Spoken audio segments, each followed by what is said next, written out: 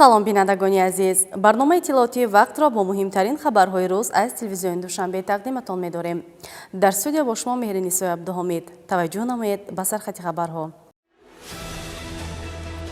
иштироки раиси Маҷлиси Миллии Маҷлиси Олии Ҷумҳурии Тоҷикистон, раиси шаҳри Душанбе муҳтарам Рустами Эмомалӣ дар муаррифии 3 адад электробуси нав аз ширкати Акия Авеста Автомотив Индастри дар шаҳри Душанбе. театр дар назди микрофон. рӯнамоии китоби нав дар Кумитаи телевизион ва радиои назди ҳукумати Ҷумҳурии Тоҷикистон. ба забони тоҷикӣ, ба забони асили нови тоҷикӣ садо доданд ва бузургтарин ҳунармандои мо аз саҳнаи театр дар назди микрофон бо мардум суҳбати ирфонӣ анҷом доданд. рӯзи ҷаҳонии футбол ва иқдомҳои вобаста ба он. ташкили мусобиқа миёни кормандони сохторҳои қудратии шаҳри Душанбе дар ин замина. мусобиқаи мазкур ин дӯстӣ байни кормандони мақомотҳои ҳифзи ҳуқуқ ва тарғиби тарзи ҳаёти солим.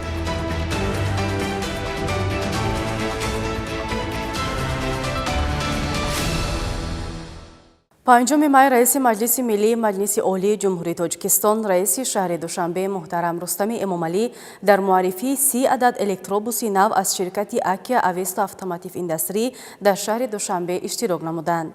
دوم روز رئیس مجلس ملی مجلس عالی جمهوری تاجیکستان رئیس شهر دوشنبه محترم رستم امامعلی همچنین با آغاز کارهای ساختمانی مجمع بیناهای شعبه وزارت کارهای داخلی رقم 2 در ناحیه فردوسی، مؤسسه نقلیاتی ریاست وزارت کارهای داخلی و بینای شعبه بازرسی دولتی اتومبیلی ریاست وزارت کارهای داخلی در شهر دوشنبه سنگ اساس گذاشتند. پنجم مای رئیس مجلس ملی مجلس عالی جمهوری تاجیکستان رئیس شهر دوشنبه محترم رستم امامعلی در معرفی 30 الکتروبوس نو در شهر دوشنبه اشتراک نمودند. الکتروبوس ها استحصال کارخانه مشترک اکیا اوستا اتوماتیو اینداستری جمهوری تاجیکستان بوده طبق استانداردهای اروپایی استحصال گردیدند. نقلیات مذکور با 12 متر درازی دارای 32 جای نشست بوده، حجم عمومی گنجایش مسافران تا 100 نفر را تشکیل می‌دهد. همچنین مجهز با تجهیزات گرم‌دهی و خنک کننده، 6 کامرای نظارتی، 2 اکران معلومات دهنده میباشند. مورد به ذکر خاص است که با تشبث به واسطه رئیس شهر دوشنبه محترم رستم امامعلی تا این دوره از شرکت مذکور 60 عدد الکتروبوس خریداری گردیده در خط سیرهای پایتخت مورد استفاده برای قرار دارند. ضمن معرفی الکتروبوس ها اطلاع داده شد که حجم عمومی بطریه های الکتروبوس 350 کیلووات ساعت را تشکیل داده، اقتدار حرکت اتونومیش تا به 300 کیلومتر برابر می باشد. کفالت بطریه ها و دیگر قسمت های برقی الکتروبوس 600,000 کیلومتر یا 8 سال را تشکیل می دهند. در نتیجه اقدام های نجیب پرزیدنت جمهوری تاجیکستان پیشوای ملت محترم امامعلی رحمان و تشبث های سازنده رئیس شهر دوشنبه محترم رستم امامعلی جهت تدریجاً عملی گردیدن کارهای سازندگی و بنیادکاری در کشور، رشد باثبات اجتماعی و اقتصادی شهر دوشنبه طلبات‌های نو را نسبت به فعالیت تمام ساحه‌ها از جمله ساحه مسافرکشانی پیش آورده در دورنمای آینده جهت بهتر نمودن وضع ساحه و عملی سازی قرار رئیس شهر دوشنبه درباره تصدیق نقشه چهاربینی‌های مقامات اجرایی حکومت دولتی شهر دوشنبه عاید بر رشد نقلیات برقی برای سالهای 2022-2028 در پایتخت تدبیرهای سودمند اندیشیده می‌شوند. محترم رستم امامعلی ضمن صحبت با مسئولان جهت در حالت خوبی تکنیکی و سانیتری نگاه داشتن واسطه‌های نقلیات مسافربر دستور و مسئولیت‌های سودمند دادند. دوامی روز رئیس مجلس ملی مجلس عالی جمهوری تاجیکستان رئیس شهر دوشنبه محترم رستم امامعلی همچنین به آغاز کارهای ساختمانی مجمع بیناهای شعبه وزارت کارهای داخلی رقم 2 در ناحیه فردوسی، مؤسسه نقلیاتی ریاست وزارت کارهای داخلی و بینای شعبه بازرسی دولتی اتومبیلی ریاست وزارت کارهای داخلی در شهر دوشنبه سنگ اساس گذاشتند. فرمایشگر انشاءات ریاست وزارت کارهای داخلی در شهر دوشنبه محسوب یافته، آن در مساحت 156 هکتار بنیاد خواهد یافت.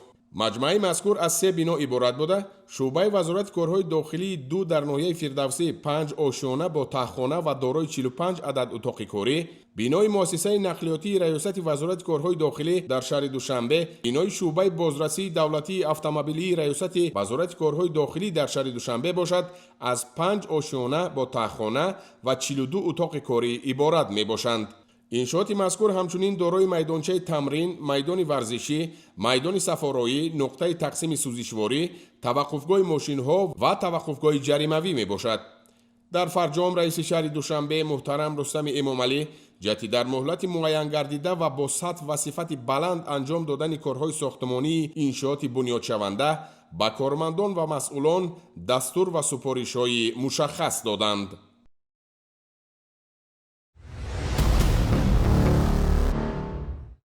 با مقصد اجرای قرار حکومت جمهوری تاجیکستان از 28 مارس سال 2026 درباره سری وقت آماده نمودن ساحه‌های اقتصادیات و اجتماعیات جمهوری برای فعالیت منتظم و ثمره‌بخش در دوره تیرماه و زمستان سال‌های 2026-2027 قرار رئیس شهر دوشنبه درباره سری وقت آماده نمودن ساحه‌های اقتصادیات و اجتماعیات شهر دوشنبه برای فعالیت منتظم و ثمره‌بخش در دوره تیرماه و زمستان سال‌های 2026-2027 به امضا رسیده است. در اساس این قرار نقشه چاره‌بینی‌های مقامات اجرایی حاکمیت دولتی شهر دوشنبه اوید به سری وقت آماده نمودن ساحه‌های اقتصادیات و اجتماعیات شهر دوشنبه برای فعالیت منتظم و ثمره‌بخش در دوره تیرماه و زمستان سال‌های 2026-2027 تغذیه گردیده است. در قرار آمده است که ستاد شهری اوید به سری وقت آماده نمودن ساحه‌های اقتصادیات و اجتماعیات شهر دوشنبه برای فعالیت منتظم و ثمره‌بخش در دوره تیرماه و زمستان سال‌های 2026-2027 تأسیس داده شود. معاون یکم و معاونان رئیس شهر دوشنبه، رئیسان ناحیه‌های شهر دوشنبه، راهبران کارخانه مؤسسه و تشکیلات‌های شهری دوشنبه نوابسته از تابعیت اداروی و شکل تشکیلی حقوقی وظیفه‌دار شدند که دایر به سری وقت آماده نمودن کارخانه و تشکیلات‌ها با موسم تیرماه و زمستان سال‌های 2026-2027 برای فعالیت ثمره‌بخش نقشه چاره‌بینی‌های مشخص را تهیه و عملی نمایند. اینچنین با مقصد بلند برداشتن سطح خدمت‌رسانی به اهالی در موسم تیرماه و زمستان سال‌های 2026-2027 جهت اجرای سری وقتی قراری مذکور و حل مسائل به میان آمده در ناحیه‌ها، کارخانه مؤسسه و تشکیلات‌های شهر وظیفه‌دار شدند که تحت راهبری رئیسان ناحیه‌ها و راهبران اولی ساختارها ستاد داخلدار تشکیل نمایند. همزمان مسئولین مؤسسه شبکه گرم‌دهنده شهر دوشنبه، کارخانه واحد دولتی آب و کاریز دوشنبه، مؤسسه دولتی کمونالی دوشنبه نقلیات خدمات رسان یکجا با کارخانه‌های کمونالی واحد دولتی اتوبوس 1، اتوبوس 2، اتوبوس 3 و ترالیبوس وظیفه‌دار شدند که تدبیرهای سودمند را عملی نمایند. رئیسان ناحیه‌های شهر دوشنبه، سرداران واحدهای ساختاری دستگاه رئیس شهر، کارخانه مؤسسه و تشکیلات‌های شهر دوشنبه نوبسته از تابعیت اداروی و شکل تشکیلی حقوقی مسئول گردیدند که در موافقه با معاونان رئیس شهر دوشنبه سرپرستان ساحه‌ها از رفت اجرای نقشه چاره‌بینی‌ها تا سنه پنجم هر ماه معلومات مفصل را با عنوان رئیس شهر دوشنبه پیشنهاد نمایند. ریاست انرژتیک و صنعت دستگاه رئیس شهر دوشنبه موظف شده است که تا سنه دهم هر ماه اوید به اجرای مقررات قراری مذکور با وزارت رشد اقتصاد و سودای جمهوری تاجیکستان اخبار منظور نماید. همساله در شهر دوشنبه مطابق به نشاندادی قرار رئیس شهر دوشنبه روز جوانان تاجیکستان در سطح ضروری استقبال کرده می شود. ضمناً با مقصد آغاز ماهواره جوانان در میدان نزد شرشره نوروزگاه همایش ایدانه تشکیل شد. گزارش پیگیری همین چاره‌بینی است. همایش تنتنوی و فرهنگی جوانان شهر دوشنبه در دوره ماهواره جوانان تحت عنوان پیشوای ملت تکیه‌گاه جوانان دوشنبه شهر امکانات‌های جوانی بخشیده به روز جوانان تاجیکستان برگزار شد.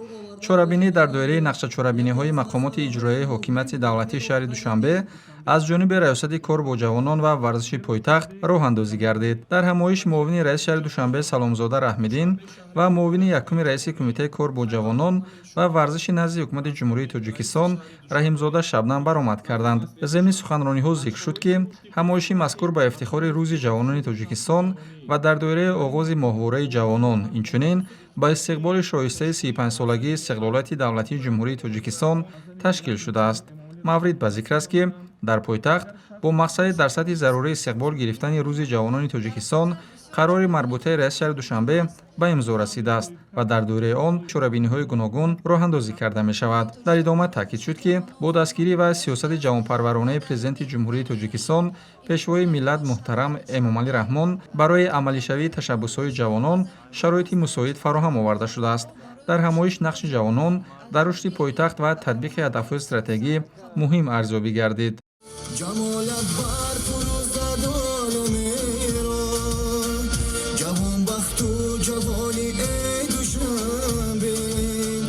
баъди анҷоми қисмати расмӣ барномаи фарҳангии омоданамудаи аҳли фарҳангу санъати пойтахт пешниҳод гардид. барнома бо суруду таронаҳо дар расми душанбе ва суруду рақсҳои ҷолиб идома ёфт. ҳамоиш дар фазои тантанавӣ ва рӯҳбаландкунанда ҷараён гирифта, ҳадафи он баланд бардоштани мавқеи ҷавонон, тарғиби арзишҳои миллӣ ва ҷалби онҳо ба корҳои созанда арзёбӣ шуд. ҷои зикр аст, ки дар пойтахт давоми як моҳ ҳамоишҳои гуногун вобаста ба ҷавонон ва дастгирии иқдомҳои онҳо ташкилу баргузор карда мешавад.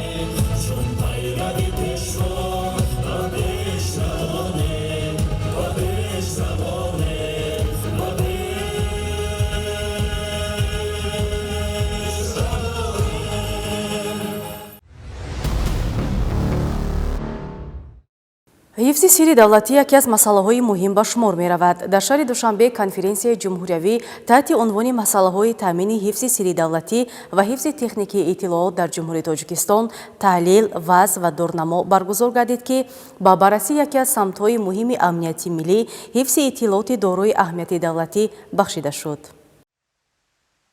дар кори конференсияи ҷумҳуриявӣ таҳти унвони масъалаҳои таъмини ҳифзи сирри давлатӣ ва ҳифзи техникии иттилоот дар ҷумҳурии Тоҷикистон таҳлил, вазъ ва дурнамо, намояндагони вазорату идораҳои давлатӣ, сохторҳои қудратӣ, муассисаҳои илмии таҳқиқотӣ, коршиносони соҳаи амнияти иттилоотӣ ва мутахассисони соҳаи технологияҳои иттилоотӣ иштирок намуданд. ҳадафи асосии конференсия таҳлили вазъи кунунии ҳифзи сирри давлатӣ, баррасии мушкилоти мавҷуда ва муайян намудани роҳҳои рушди минбаъдаи ин соҳа арзёбӣ гардид. зимни суханронӣ таъкид шуд, ки дар шароити рушди бо сурати технологияҳои иттилоотиву коммуникатсионӣ масъалаи ҳифзи сирри давлатӣ аҳамияти махсус касб намудааст. пешрафти технологияҳо, аз ҷумла густариши истифодаи шабакаҳои электронӣ ва хизматрасониҳои рақамӣ дар баробари фароҳам овардани имкониятҳои нав, ҳамзамон хатарҳои эҳтимолии ихроҷи иттилооти махфиро низ зиёд мегардонанд. иштирокчиён қайд карданд, ки имрӯз ҷумҳурии Тоҷикистон барои таҳкими низоми ҳифзи иттилоот тадбирҳои зарурӣ меандешад. аз ҷумла заминаи ҳуқуқӣ такмил дода шуда, санадҳои меъёрии ҳуқуқӣ дар самти ҳифзи сирри давлатӣ ва амнияти иттилоотӣ мунтазам таҷдид мегарданд. ҳамчунин ҷиҳати баланд бардоштани сатҳи омодагии мутахассисон ва такмили инфрасохтори техникӣ чораҳои муассир роҳандозӣ шудаанд. чорабини мазкур дар доираи нақшаи амалигардонӣ барномаи давлатии таҳкими ҳифзи сирри давлатӣ ва ҳифзи техникии иттилоот дар ҷумҳурии Тоҷикистон барои солҳои 2022-2026 ки бо қарори ҳукумати ҷумҳурии Тоҷикистон аз 29 июли соли 2022 таҳти рақами 377 қабул гардидааст, роҳандозӣ шуда, масъалаҳои ҳифзи сирри давлатӣ ва ҳифзи техникии иттилоот баррасӣ карда шуданд. зимни баргузории конференсияи мазкур риояи бечунучарои талаботи қонунгузории соҳа, ташаккул додани сиёсати дохилиидоравии ҳифзи иттилоот ва назорати пайвастаи амалигардонии он, тақсимоти дурусту босамари вазифаҳо байни кормандон, истифода аз воситаҳои техникии ҳифз ва коркарди иттилоот, инчунин омӯзиши таҷрибаи пешрафта ва истифодаи он дар фаъолияти рӯзмарра мувофиқи мақсад дониста шуд. дар ҷараёни конференсия таваҷҷӯҳи махсус ба масъалаҳои ҳифзи техникии иттилоот зоҳир гардида, зарурати истифодаи технологияҳои муосири муҳофизатӣ, аз ҷумла воситаҳои криптографӣ, низомҳои назорат ва пешгирии дастрасии ғайриқонунӣ ба иттилоот таъкид карда шуд. қайд гардид, ки ҷорӣ намудани чунин технологияҳо метавонад хатари ихроҷи маълумоти махфиро ба таври назаррас коҳиш диҳад. ҳамзамон баромадкунандагон аз афзоиши таҳдидҳои киберӣ ёдовар шуда, таъкид намуданд, ки ҳамлаҳои киберӣ, паҳншавии барномаҳои зараровар ва истифодаи нодурусти шабакаҳои иттилоотӣ метавонад ба фаъолияти сохторҳои давлатӣ таъсири манфӣ расонад. аз ин рӯ зарурати тақвияти ҳамкориҳои байниидоравӣ, мубодилаи таҷриба ва ҳамоҳангсозии фаъолият дар ин самт муҳим арзёбӣ гардид. дар идомаи ҳамоиш инчунин масъалаҳои марбут ба омодасозии кадрҳои баландихтисос, рушди илми соҳавӣ ва татбиқи дастовардҳои илмӣ дар амал баррасӣ шуданд. таъкид гардид, ки бе тайёр кардани мутахассисони варзида ва баландбардоштани савияи дониши кормандон, ҳифзи самаранокии иттилоот ғайриимкон аст.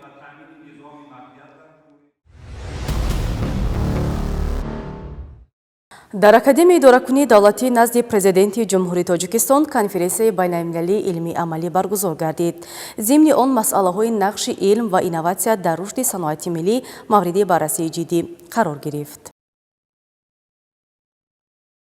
дар муассисаҳои олии таълимӣ пайваста ҳамоишҳои маърифатӣ ташкил карда мешавад. зимнан дар Академияи идоракунии давлатӣ назди президенти ҷумҳурии Тоҷикистон конференсияи байналмилалии илмӣ амалӣ дар мавзӯи нақши илм ва инноватсия дар татбиқи саноати кунунии иқтисодии миллӣ баргузор гардид. дар кори ҳамоиш намояндагони мақомоти давлатӣ, муассисаҳои илмӣ тадқиқотӣ, донишгоҳҳо, инчунин коршиносону мутахассисони ватанӣ ва хориҷӣ иштирок намуданд. ҳадафи асосии конференсия баррасии роҳҳои истифодаи дастовардҳои илмӣ ва татбиқи технологияҳои инноватсионӣ дар рушди саноати миллӣ, баландбардоштани рақобатпазирии иқтисодиёт ва таҳкими ҳамкориҳои байналмилалӣ арзёбӣ гардид. зимни баргузории конфронс маърузаҳои илмӣ оид ба масъалаҳои калидии рушди саноат, ҷорӣ намудани технологияҳои муосир, рақами кунунии иқтисодиёт, рушди соҳибкории инноватсионӣ ва ҷалби сармоягузорӣ пешниҳод гардиданд. ҳадафи баргузории конференсия ин навсозии иқтисодиёти ҷумҳурии Тоҷикистон ва гузариш аз модели аграрии саноатӣ ба модели саноати аграрӣ мебошад ва дар 5 солаи оянда дар баробари амалишавии стратегияи миллии рушди ҷумҳурии Тоҷикистон барои давраи то соли 2030 бояд ҳиссаи саноат, ҳиссаи тамоми соҳаи иқтисодиёт ва дар маҷмӯи иқтисодиёти миллӣ дар маҷмӯи маҳсулоти дохилӣ бояд баланд гардад, то ин ки мол ва маҳсулотҳое ки дар ҷумҳурии Тоҷикистон истеҳсол мешаванд ба талаботи бозори минтақавӣ ва ҷаҳонӣ ҷавобгӯ бошад. иштирокчиён таъкид намуданд, ки дар шароити ҷаҳонишавӣ нақши илм ва инноватсия ҳамчун омили муҳими рушди устувории иқтисодӣ ва саноати кунонӣ босуръат хеле муҳим мебошад. дар доираи конференсия инчунин мубодилаи таҷрибаи пешқадамии байналмилалӣ, баррасии масъалаҳои омодасозии кадрҳои баландихтисос ва таҳкими робитаи илм бо истеҳсолот мавриди муҳокима қарор гирифтанд. дар фарҷами ҳамоиш иштирокчиён тавсияҳо ва пешниҳодҳои мушаххасро барои густариши фаъолияти инноватсионӣ ва баландбардоштани самаранокии иқтисодиёт қабул намуданд. конференсияи мазкур қадами муҳим дар самти рушди илм, татбиқи технологияҳои нав ва расидан ба ҳадафҳои стратегияи саноати кунунии иқтисодии миллӣ мебошад.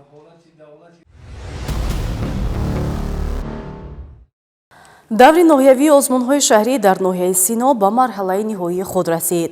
дар толори муассисаи давлатии таълимии литсеи Умари Хайёми ноҳияи Сино бо иштироки намояндагони мақомоти иҷроияи ҳокимияти давлатии ноҳия, кормандони соҳаи маориф, омӯзгорон, хонандагон ва ғолибони даври ноҳиявии озмунҳои шоҳномахонӣ, тоҷи сари ҷумла ҳунарҳост илм ва забондонӣ ҷаҳондонӣ маросими бошукӯҳи ҷоизасупорӣ баргузор гардид. Валиҷон Шарифзода ва Ҷамшед Ализод мавзӯъро идома медиҳанд.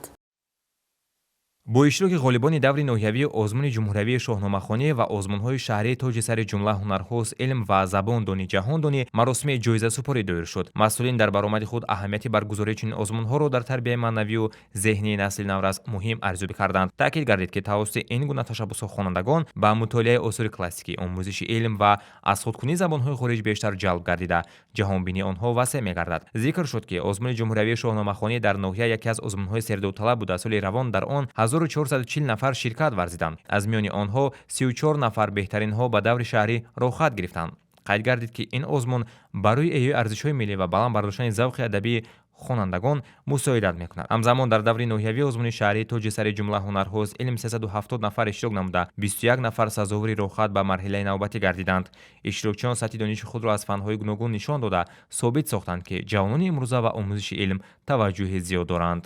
даври ноҳиявии озмуни шаҳрӣ забондонӣ ҷаҳондонӣ низ бо фарогирии ҳамаи довталабон баргузор гардида, дар он 450 нафар ширкат намуданд. аз рӯи натиҷаҳо ва тибқи талаботи низомнома 12 нафар ғолиб муайян гардида ба даври шаҳрӣ роҳ ёфтанд. иштирокчиён маҳорати худро дар азхудкунии забонҳои хориҷӣ ва муоширати озодона нишон доданд, ки ин барои ҳамқадам шудан бо ҷаҳони муосир аҳамияти калон дорад. чунин озмунҳо дар баробари баландбардоштани сатҳи дониш, инчунин барои тарбияи ҳисси ватандӯстӣ, худшиносӣ ва эҳтиром ба фарҳангу таърихи миллӣ заминаи мусоид фароҳам меоранд. бо мақсади эҳё ва рушди ҳунарҳои мардумӣ миёни занону бонувон, тарғиби таомҳои миллӣ, ҷалби занону бонувон ба фаъолияти ҷамъиятӣ, мубодилаи донишу таҷриба байни онҳо бо ибтикори Кумитаи иҷроияи Ҳизби Халқи Демократии Тоҷикистон дар ноҳияи Шоҳмансур ва Комиссияи кор бо занон ва оилаи назди Кумитаи иҷроияи ҳизб маҳфил озмуни ҳунармандӣ байни занону бонувони шаҳраку маҳаллаҳои ноҳияи Шоҳмансур таҳти унвони суфраи модар ташкил гардидааст. гузориши навбатии барнома аз ҷараёни ин тадбири озмунӣ омода шудааст. аз ҷониби Кумитаи иҷроияи Ҳизби халқи демократии Тоҷикистон дар ноҳияи Шоҳмансур пайваста чорабиниҳои маърифатию озмунӣ дар шаҳраку маҳаллаҳо ташкилу баргузор карда мешавад. Зимнан дар асоси нақшаву чорабиниҳои мавҷуда маҳфил озмуни ҳунармандӣ таҳти унвони суфраи модар миёни занону бонувони шаҳраку маҳаллаҳои ноҳияи Шоҳмансур роҳандозӣ гардидааст. Гуфта мешавад, ки ин тадбир бо мақсади гиромидошти фарҳанги миллӣ, тарғиби пӯшидани либоси миллӣ, ҷалби ҷавондухтарон ба анъанаҳои зардӯзиву нақшдӯзӣ ва таҳкими робитаҳои дӯстона ва ҳамдигарфаҳмӣ миёни занону бонувон роҳандозӣ гардидааст. Ин навбат дар ҷараёни баргузории озмуни мазкур бонувони маҳаллаи Гулободи ноҳияи Шоҳмансур фаъол буданд. маҳфил дар доираи эълон гардидани соли 2026 соли вусъат додани корҳои ободониву созандагӣ ва тақвияту таҳкими худшиносиву худогоҳии миллӣ бахшида ба ҷашни 35-солагии истиқлолияти давлатии ҷумҳурии Тоҷикистон ва бо мақсади тарғиб ва поздории фарҳанги миллӣ, тарбияи худшиносиву худогоҳии миллӣ, чеҳракушоии бонувони ҳунарманд, тарбияи ҷавондухтарон ва нигоҳдории захираи хӯрока ташкил шудааст ва онро бонувон дар сарҷамъӣ роҳандозӣ менамоянд. Дар ҳар маҳфил ҳайати ҳакамон аз рӯи шартҳои дар низомномаи он овардашуда баҳогузорӣ менамоянд. ҷои таъкид аст, ки маҳфил озмуни ҳунармандӣ таҳти унвони суфраи модар байни занону бонувони шаҳраку маҳаллаҳои ноҳияи Шоҳмансур то ҷашни 35-солагии истиқлоли давлатии ҷумҳурии Тоҷикистон идома ёфта, ғолибон аз рӯи натиҷаи ниҳоӣ муайян мегарданд. маҳфил озмуни ҳунармандии суфраи модар як ташаббуси фарҳангию иҷтимоӣ буда, мақсади он зинда нигоҳ доштани ҳунарҳои мардумӣ ва таомҳои миллӣ, омӯзонидани пазандагӣ, зардӯзӣ ва нақшдӯзӣ ба ҷавондухтарон, тарғиби либоси миллӣ ва поздории фарҳанги аҷдодӣ мебошад.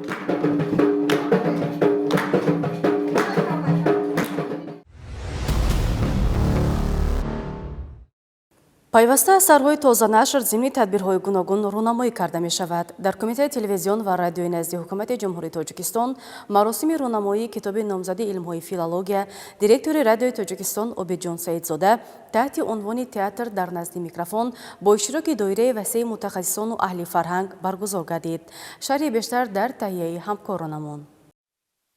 дар маросими рӯнамоии китоби номзади илмҳои филология директори радиои Тоҷикистон Обидҷон Саидзода таҳти унвони театр дар назди микрофон роҳбарияти Кумитаи телевизион ва радиои назди ҳукумати ҷумҳурии Тоҷикистон, муҳаққиқони соҳаи фарҳанг, мусиқишиносон, рӯзноманигорон ва кормандони муассисаҳои зертӯбаи кумита иштирок намуда доир ба аҳамияти илмӣ ва фарҳанги ин асар андешаҳои худро баён карданд. таъкид гардид, ки чунин иқдомҳо барои ҳифз ва муаррифии мероси ғании радиои миллӣ, инчунин рушди илми соҳавӣ нақши муассир мегузоранд. зимни суханронӣ зикр шуд, ки истиқлолияти давлатӣ барои рушди ҳамаҷонибаи воситаҳои ахбори умма бахусус радио ва телевизион марҳилаи наву созандаро оғоз бахшид. дар ин давра фазои иттилоотии кишвар густариш ёфта, имкониятҳои техникию эҷодӣ барои таҳия ва пахши барномаҳои босифат фароҳам омаданд. ҳукумати мамлакат ба ин соҳа таваҷҷӯҳи хос зоҳир намуда барои беҳтар намудани заминаи модди техникӣ ва баланд бардоштани сатҳи касби кормандон тадбирҳои муҳим меандешад. пахши барномаҳо тавассути моҳвора ва платформаҳои муосири рақамӣ имконият медиҳад, ки фарҳангу тамаддуни миллӣ дар арсаи байналмилалӣ муаррифӣ гардад.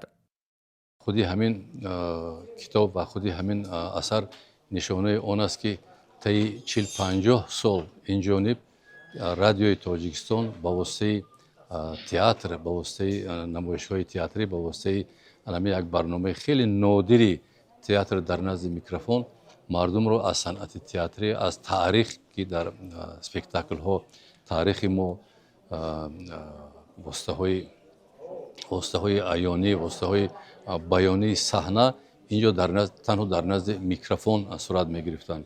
китоби театр дар назди микрофон аз ҷумлаи корҳои арзишманд буда феҳриси муфассали гуфторҳои адабии барномаҳои радиотеатр ва театр дар назди микрофонро дар бар мегирад. муаллиф дар ин асар кӯшиш намудааст, ки мероси ғании намоишномаҳои радиоиро гирдоварӣ ва низомманд намояд. китоб на танҳо маълумот дар бораи мазмуну муҳтавои намоишномаҳо пешниҳод мекунад, балки иҷрокунандагони нақшҳо, коргардонҳо, муаллифон ва дигар саҳмгузорони ин барномаҳоро низ муаррифӣ менамояд. дар фарҷоми чорабинӣ изҳори умед карда шуд, ки минбаъд низ чунин корҳои илмӣ таҳқиқотӣ идома ёфта паҳлӯҳои гуногуни фаъолияти радио ва телевизиони миллӣ мавриди омӯзиши амиқ қарор мегиранд.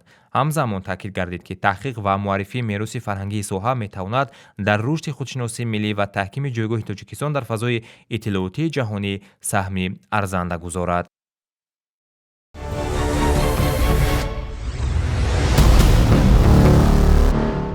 бахшида ба рӯзи ҷаҳонии футбол дар сохтору мақомоти гуногуни шаҳрии мусобиқаҳои варзишӣ аз рӯи ин намуди варзиш ташкил шудааст. Дар ин замина мусобиқаи футболи хурд байни дастаҳои мақомоти ҳифзи ҳуқуқи шаҳри Душанбе оғоз гардид ки аз ҷараёни он ҳамкоронамон гузориш омода карданд.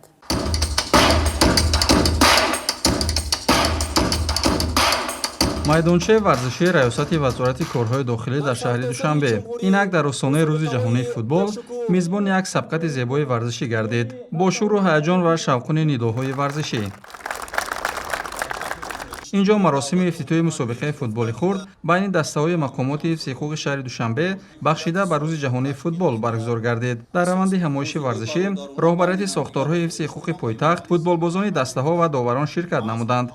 зимни баромади худ прокурори шаҳри Душанбе доир ба аҳамияти футбол дар таҳкими дӯстӣ ва саҳми он дар ташаккули тарзи ҳаёти солим андешаронӣ намуд. зикр рафт ки ҳадаф аз баргузории чунин чорабинӣ рушди варзиш, тарғиби тарзи ҳаёти солим ва таҳкими ҳамбастагию ҳамкорӣ миёни кормандони сохторҳои қудратии шаҳри Душанбе мебошад. ҳамин аст ки баргузории он ба ҳукми анъана даромада ҳамасола он дар сатҳи шоиста ташкил ва гузаронда мешавад. қисмати расмии чорабинии ифтитоҳӣ бо гирифтани акси хотиравии меҳмонон ва варзишгарони иштирокчии мусобиқа хотима ёфт.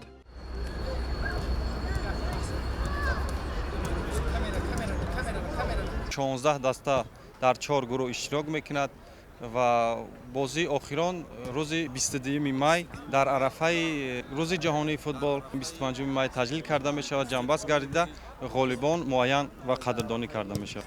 мақсад аз баргузории мусобиқаи мазкур ин дӯстӣ байни кормандони мақомотҳои ҳифзи ҳуқуқ ва тарғиби тарзи ҳаёти солим. ҳамин тавр бо садои ҳуштаки довар сабқатҳо оғоз гардида варзишгарон ба қасди ғолибият вориди рақобат шуданд. ҷои таъкид аст ки дар мусобиқа 16 даста аз ҳисоби кормандони мақомоти ҳифзи ҳуқуқи пойтахт иштирок карда байни ҳам рақобатҳоро то марҳилаи ниҳоӣ анҷом медиҳанд. ғолибону ҷоизадорони мусобиқа дар остонаи таҷлили рӯзи ҷаҳонии футбол ки ҳамасола 25 май таҷлил мегардад бо ҷом, медал, ифтихорнома ва дигар тӯҳфаҳои арзишманд қадрдонӣ карда мешаванд.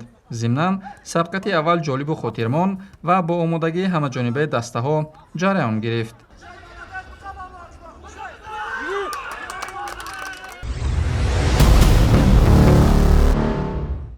раёсати тандурустии шаҳри Душанбе бо мақсади тарғиби тарзи ҳаёти солим рӯзи ҷаҳонии футбол ва 35-солагии истиқлоли давлатӣ байни дастаҳои муассисаҳои сохторҳои зертобии раёсат мусобиқаи хурди варзиширо ташкил намуд ки он аз 4 то 20 майи соли ҷорӣ идома меёбад. пас аз маросими қуръакашӣ дастаҳо байни ҳам ба рақобат шурӯъ карданд. идомаи мавзӯъ дар гузориши ҳамкоронамон.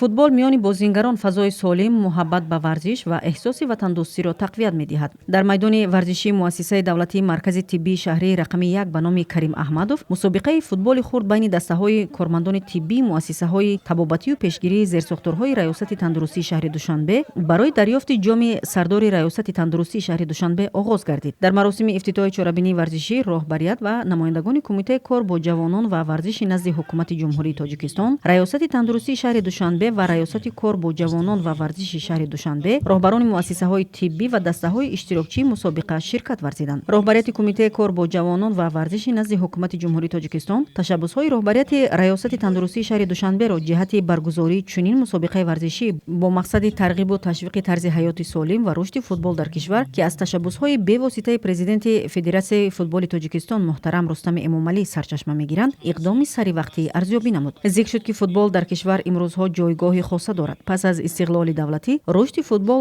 марҳила ба марҳила ба роҳ монда шуда, дастаҳои футболи тоҷик дар мусобиқаҳои минтақавӣ ва байналмилалӣ иштирок мекунанд ва ҷавонони зиёде ба ин намуди варзиш ҷалб мешаванд. ҳамзамон зимни суханрониҳои масъулин доир ба ҳадафу мақсади мусобиқаи хурди варзишӣ байни дастаҳои муассисаҳои тандурустии шаҳри Душанбе ва ҳамзамон рушди риштаи футбол дар Тоҷикистон таъкид карда шуд. зикр шуд ки мусобиқаи мазкур бо мақсади татбиқи барномаи давлатии рушди футбол дар ҷумҳурии Тоҷикистон тоҷикистон барои солҳои 2022-2026 дар шаҳри Душанбе ва таҷлили сазовор аз рӯзи ҷаҳонии футбол бо пешниҳоди раиси маҷлиси миллии маҷлиси олии ҷумҳурии Тоҷикистон, раиси шаҳри Душанбе, президенти Федератсияи футболи Осиёи марказӣ, президенти Федератсияи футболи Тоҷикистон муҳтарам Рустами Эмомалӣ ва дар асоси қатномаи махсуси Маҷмӯи умумии Созмони милали муттаҳид эълон гардидани 25 май ҳамчун рӯзи ҷаҳонии футбол ва ҳамзамон бахшида ба таҷлили 35-солагии истиқлоли давлатӣ роҳандозӣ гардидааст. Дар идомаи чорабинӣ рақобати дастаҳои иштирокчии мусобиқа пас аз қуръапартоӣ оғоз гардида, сабқати байни дастаҳо ҳамарӯза дар вақту соати муайян гардида дар варзишгоҳи ҳамин муассиса идома меёбад. дар мусобиқот 16 даста иштирок карда истоданд. 16 даста дар ду гурӯҳ тақсим кардагӣ аст. байни якдигар бозӣ мекунад. бозиҳои нимфиналӣ, финалӣ рӯзи 18 ва 20 мусобиқот дар ду гурӯҳ ташкил кардагӣ аст. гурӯҳи А ва гурӯҳи Б. дар ҳар як гурӯҳ 8 дастагӣ иштирок мекунанд. ҳадафи баргузорӣ якум ташкили ҳадафи солим, дуюм бошад агар рӯзи футболи тоҷик маҳз бахшида ба ҳамин гузорда мешавад. гуфта мешавад ки футбол на танҳо як бозист, балки воситаи муҳими муттаҳидсозии миллату давлатҳост. футбол эҳсоси дӯстиву ҳамдигарфаҳмӣ ва рафоқатро миёни иштирокчиён бештар намуда, чун рамзи сулҳу осоиштагӣ байни халқияту миллатҳо нақши муассир дорад. бинандагони азиз, ин буд ҳамаи он хабару гузоришҳое ки тӯли чанд лаҳза тақдими шумо намудем. Сарбаланду хонобод бошед.